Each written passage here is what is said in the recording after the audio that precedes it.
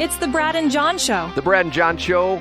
It's 7-Eleven, John. It's time to go to Vegas and play the craps table. 7-Eleven, John. I thought you were going to say you want to go to the old 7-Eleven that was up on Larimore Road in the early 80s. I was going to say, I think they tore it down. That and nothing but the best pizza are gone, Brad. But John, by the way, I talk about this all the time that in Europe, they have buildings that are 300, 400, 500 years old and older. And in the St. Louis area, you get an office building, 10 years, they tear it down. Right there, 270 and 40. You're going west on 270. As you curve around the ramp to go northbound on 270, there's a building that's sort of like built around that curve. They're tearing that building down. I mean, not to what was there before? It's an office building. Matter of fact, one of my family members, there was doctors and a bunch of doctors and things like that in that building. One of my family members used to work in that building. I saw when they started to do some stuff on the outside, looked like they're going to reface the building. And all of a sudden, the other day I went by and part of the building's gone. I'm going, damn, they're tearing it down. I don't know what they're going to build there. Maybe a Starbucks or something like that. Okay, you know what it is time for, John? What time is it, Brad? It's time for Brad's Top 3. It is. It's time for Brad's Top 3. And like I said, I'll preface this by saying, by saying I may need some help. Well, I know I need some help with number 1, but I do need some help with number 3 as well, too. Okay, let's go to number 3. It's number 3.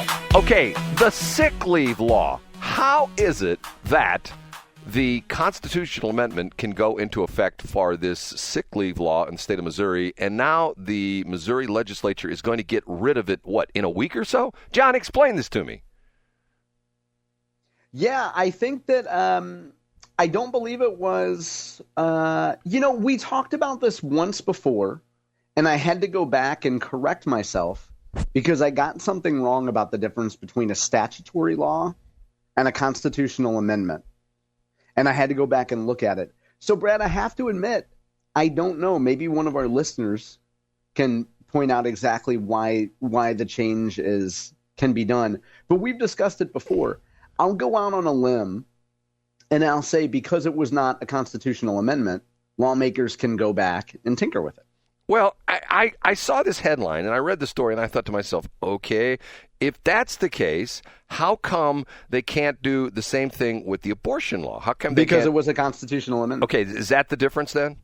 Yeah, I think that's the difference. Okay, well, see, I was scratching my head and that thinking, okay, and supposedly, I think the story is it goes away next week, if I'm not mistaken. Now, the problem with this is me being an employer, okay, and for a number of years, this is why it gets so frustrating with running a business. It's so incredibly complicated with HR stuff. And matter of fact, I had a meeting last night with someone I know that runs a not-for-profit, and even she was lamenting the fact about, oh my God, it's so complicated because she's a small not-for-profit and somebody I've done business with in the past, and she says that it's gotten to the point where when she retires, they'll probably have to hire 3 people to replace her because through the years she's become somewhat knowledgeable about HR and stuff like that. And what this does, the sick leave law, it puts more complications on hiring people.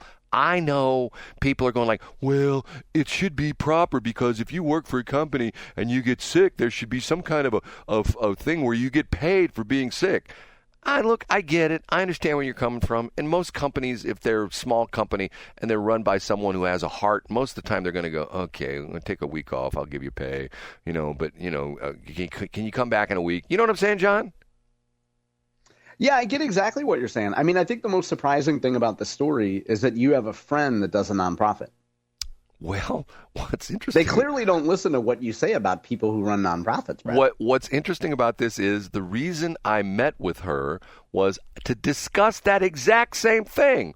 And you know what? The crazy thing about it was she agrees with me 95%. And John, off air, I can tell you a story that would make your head spin. And I've talked about this before. And when I say to most people, they have no idea, it's SB 40. Remember we've talked about SB 40 before? Remind me what that is. SB 40, and it was SB 40, depending upon where you live, sometimes when you pay your taxes, when you look at, that little distribution, it says, here's where your tax dollars went. It shows that it went for our fire department, stuff like that. Some counties will actually say SB 40 on it. Other counties will say sheltered workshop. I don't know how long ago, maybe I'll have to look it up, maybe 20 years ago, a Missouri Senate Bill 40, whatever year this was passed, which created this tax in every county in the state of Missouri, which was earmarked for developmentally disabled citizens, that kind of stuff. And there's a pot of money that goes to all these different agencies. The complicating factor is, and I'll give you this one, in St. Louis County, there's an intermediary.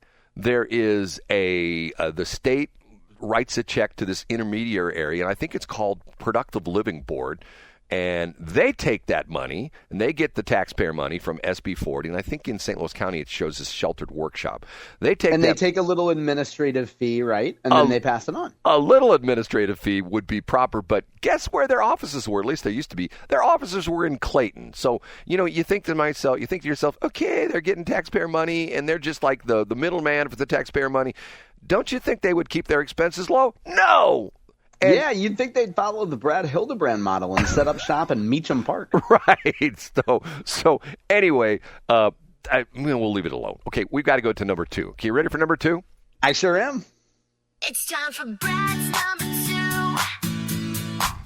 It's time for Brad's number 2. Finally, the city of St. Louis has officially let go of some Rams money for tornado pickup and cleanup and remediation. John, I will never understand why the city of St. Louis is sitting on this huge pot of money, and it's like they're Scrooge McDuck and, all these things that they should be paying for, more police officers, all this kind of stuff. Why is this happening? I mean, can you explain why the city is doing this? Yeah, I don't have any idea, Brad, and I think that it's caused a great deal of conflict even between Tashara Jones and some pro-Tashara Jones aldermen and alderwomen back when Tashara was mayor. Like, there was a lot of tension between them because you had, I think, responsible members of the Board of Aldermen that were saying, why are we collecting virtually no interest on this money when we could be doing important water projects or any projects with this money? Why are we just sitting on this money? I don't know. Well, originally, the money was in a non-interest-bearing account. Now, John, I know you're a financial guru, but let's say $250 million is in some kind of a fund, like if you called up Mr. Hedgeye and you said, Mr. Hedgeye, what kind of a fund can we put this money in? FDRXX, because we're entering the end of the month, and at the end of the month, you would get essentially a coupon, which means that you would get maybe 4% by the end of the month. To answer your question, Brad, I don't know the math, but it would be a ton of money. It would be a substantial amount of money, correct? Absolutely. Yeah, you cut out there a little bit, but I see. I don't, once again, I say take $50 million and go headhunting around the country for good cops, and say, hey, come to St. Louis, and by the way, come to St. Louis and work for our police department. You show up, you work the first full year, you get $50,000 in the first year. And if you stay for a second year, you get $60,000. You stay for a third year, you get $70,000. But you only recruit the creme de la creme police officers. You know what I mean? I'm not saying we don't have creme de la creme right now. I get what you're saying, but you're saying give a signing bonus. You're saying do something tangible and productive with the money, other than letting it sit and earn nickels and dimes when we could be putting it to work. Yes. And once again, the situation with the crime situation, as a matter of fact, here's another thing. This was interesting. With my meeting last night with this lady who runs this not-for-profit, you know what is the real concern that a lot of these not-for-profits have to get money from the state? That the money's going to go away, or that they're going to be audited? No, they're going to get less money, because you know why? Because of the Trump administration? No. Senior citizens capping the property tax, the real estate tax. Oh, yeah. That means all the pork goes away, right? Well, some of it goes away. And in the city of St. Louis, the double whammy, because the senior citizens tax cap is going to kick in there. And not only that, the real estate values on a lot of these homes, which will not be rebuilt, will plummet.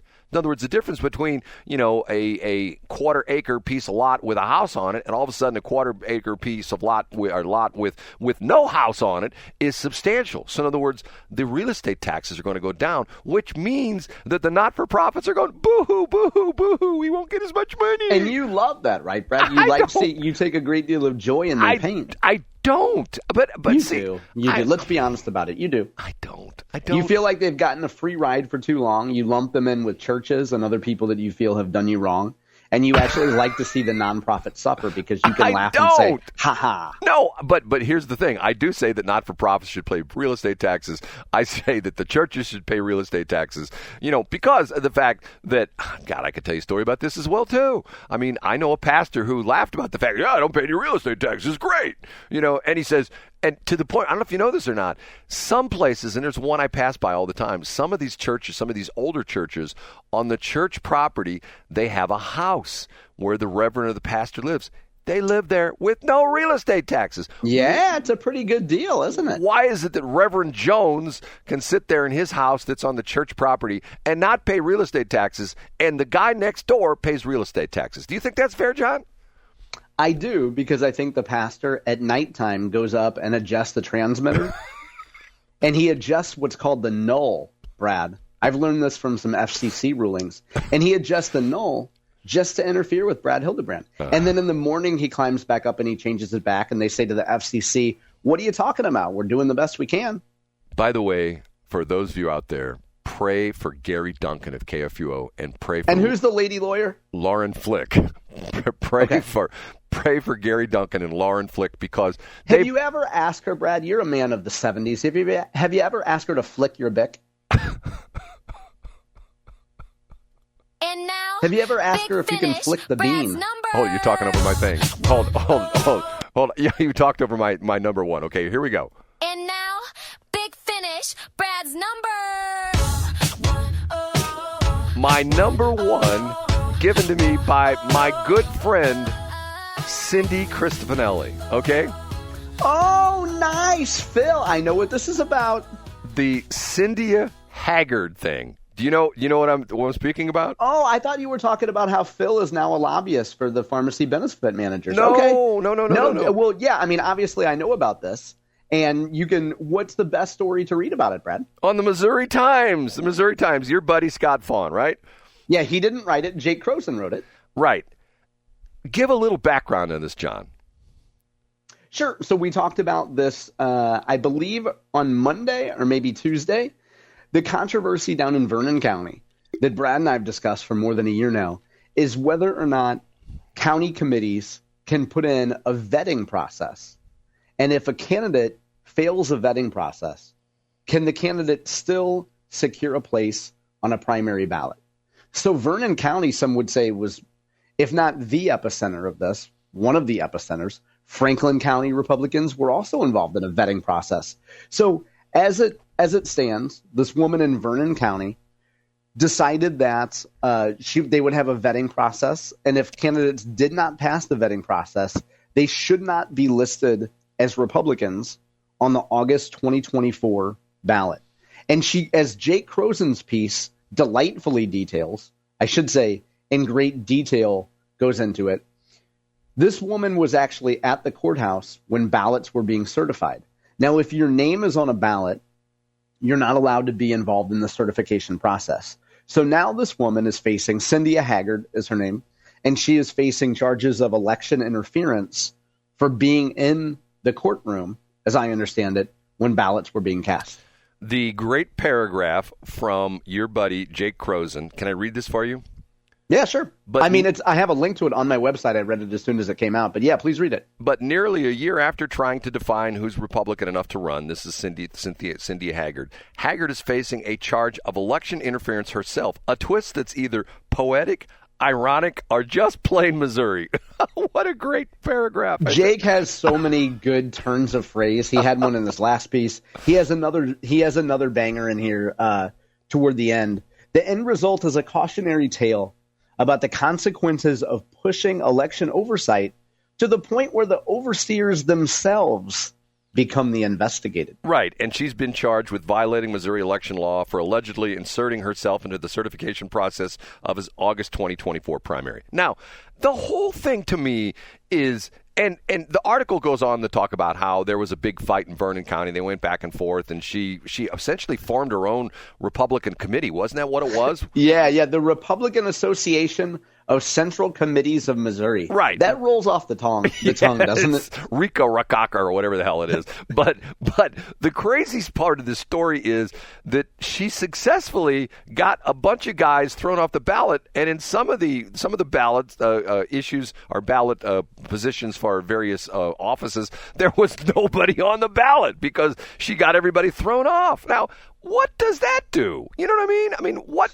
Yeah, I get what you're saying. And Brett, as I read Jake's piece, and as I've read other coverage of this, I try to look at the other side of it, and I try to say, okay, if I was Cyndia, what's my argument here? Like, how do I rationalize not winning re-election, or I'm sorry, not being reelected to my township place and not being in charge of the Central Committee, but then forming my own? And I find it hard to make a good argument on behalf of Cyndia, you know? Well, that would be like if I decided I want to run for, let's say I wanted to run against Ricky Schroeder out there in St. Charles County. If I wanted to run against Ricky Schroeder in the what's the off top of his whatever head? we get, but you're saying that it would be like if you lost and then you said, okay, technically I didn't lose, but I'm going to be my own state senator for out here. And you would show up in Jeff City and you would pretend to cast votes. Right. I'm going to create my own Senate district. My own Missouri Senate. Right. I'm just going to go to Jefferson. A shadow government, if you will. Well, I'm the senator from what district? Well, no, hold it. That's Ricky Schroeder. Well, but there's two of us now, not just one. We got two people in that. It's hard to justify. But you know what?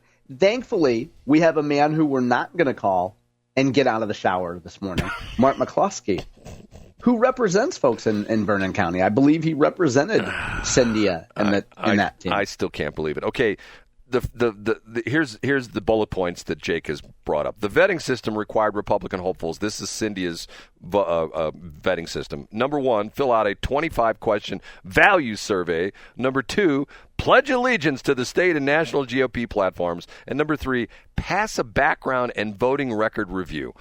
You know, let me tell you this. It's 2016, and Cyndia Haggard, Cyndia, interesting name. Cyndia Haggard's sitting at home, and she's got her TV on, and she's got Fox or CNN on. She's probably got Fox because of the fact that if she found out that you watch CNN, she's watching the New York escalator station, right, Brad? What's that? Exactly. She's watching this guy, the Tangerine Tornado, get on the escalator and come down the escalator and declare he's going to run for president. And she would go, "He's not a Republican. We can't have him. He used to be a Democrat, and he's not one of us. He's one of them. We're going to throw him off the ballot in Vernon County." Get what I'm saying, John? Yeah, she has a shrill voice in your example there, Brad. And, I mean, here's the thing. I think the good thing about vetting for last summer was it reminded people that central committees exist. Sometimes people forget that the party apparatus actually exists.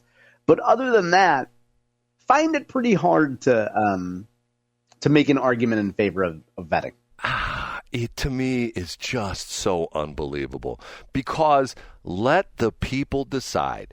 You know, anybody who can scrape up the money and do what you got to do to run for whatever it is, school board or mayor or state senator, you know what? The polls will decide. The people will decide. And, you know, sometimes the people get it wrong. For example, in New York City, this Mondami guy, and there's an interesting story about that the guy who's head of the DNC says, "Oh, this is great for the Democrats." I can't even get the words out of my mouth. It's so amazing. He says, "This is great for the Democrats."